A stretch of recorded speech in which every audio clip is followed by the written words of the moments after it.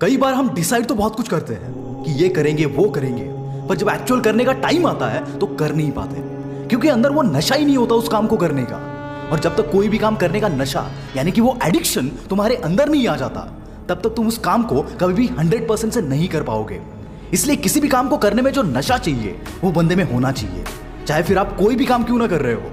अगर आपके अंदर वो नशा है, वो एडिक्शन है, तो आप खुद को रोक नहीं पाओगे उस काम को करने से।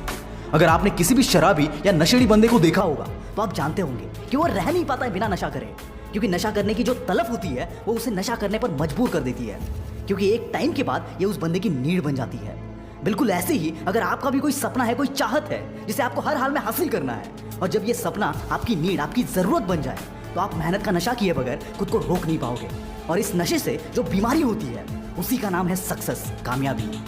दोस्तों, सपनों को हासिल करने का नशा अगर ना होता तो कोई भी बंदा 16-16 घंटे काम नहीं करता, क्योंकि यार कौन चाहता है आराम छोड़कर दिन रात काम करना। सीरियसली कोई नहीं चाहता, फिर भी लोग करते हैं क्योंकि उनका वो नशा उन्हें काम करने पर मजबूर करता है। आपने कहीं सुना है या नहीं पता नहीं, पर बिल गेट्स शुरुआत में जब माइक्रोसॉफ्ट की ऑपरेटिंग सिस्टम पर काम कर रहे थे तब वो रात को शूज पहनकर ही सो जाते थे, ताकि दूसरे दिन उठकर उसमें टाइम वेस्ट ना करना पड़े। थोड़ा पागलपन भरा है, पर यही नशा होता है अपने सपनों का।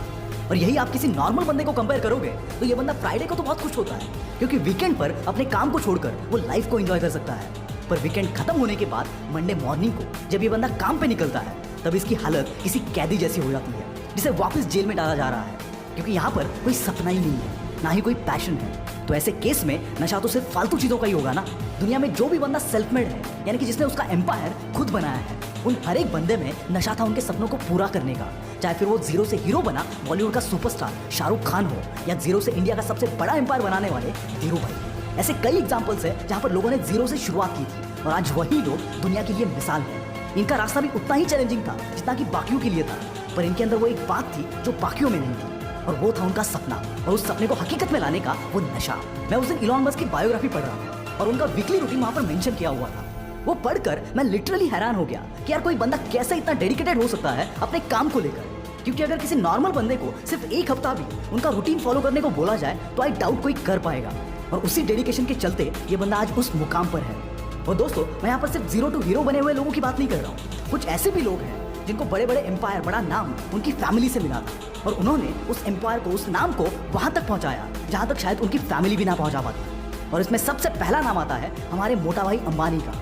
अंबानी ब्रदर्स की कहानी तो आप जानते ही हैं। दोनों ने भी एक ही जगह से शुरुआत की थी, पर आज एक पूरे एशिया का सबसे अमीर आदमी है, और दूसरे के बारे में तो आप जानते ही हैं।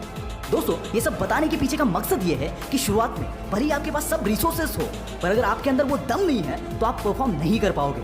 और यही कहानी हमने बॉलीवुड में भी कई बार देखी है, जहाँ पर बाप सुपरस्टार और बेटा फुल फ्लॉप। इसीलिए दोस्तों, कभी भी ये सोचकर डिप्रेस मत होना कि तुम्हारा कोई फैमिली बैकग्राउंड नहीं है। अगर तुम्हारे पास वो सपना है और उसे पूरा करने का नशा और वो जिद है, तो यकीन है कामयाबी एक दिन तुम्हारे कदमों में हो।